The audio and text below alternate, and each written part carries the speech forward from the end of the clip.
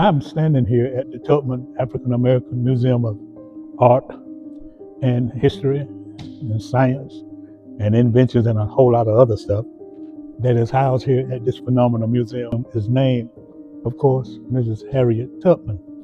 And I think it's important to be standing by Ms. Tubman because we need to continue to emphasize history and the role that history plays in where we are and where we need to go. We're going to start continue rather, talking about first, black people who was the first to do this or the first to do that. And unfortunately, a young lady named Miss Claudette Colvin died this week. And what a lot of people don't know is that, she refused to give up her seat before Rosa Parks, before about 8-9 months before.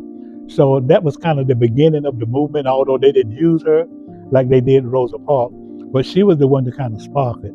And because of certain factors, they said, well, you might not be the best. But let me tell you what happened. The reason she refused to give up her seat, watch me, young people, is because she learned in school that the Constitution gave her certain rights. So she used the Constitution as her basis for saying, I'm not going to give up my seat.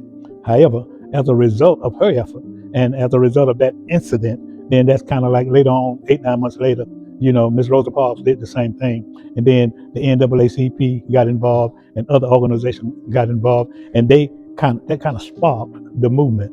But the point is, everything has a beginning.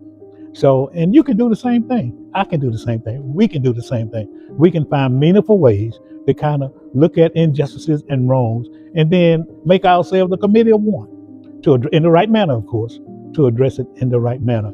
And I want to strongly emphasize that all of these factors influence where we are economically, because we got to know our history, because our history brings us together. And if we are together, then we try to conceptualize approaches that we can use to uplift our community. And of course, one of the approaches, I published the Make a Middle Georgia Black page. Incidentally, I'm celebrating my 35th anniversary of that publication. So we can utilize that information to uplift the community. And economically is one of them, because there are so many businesses and there are so many things that we can do quietly without a whole lot of fanfare to uplift our community. And we should do that because it's because of people like her that we were able to progress. And I think that we owe it to her, we owe it to Claudette, we owe it to Ms. Rosa Parks, we owe it to Dr. King, we owe it to Dr. Ralph David Abernathy to keep the fire burning and appreciate, understand, and be motivated to continue the efforts that they started.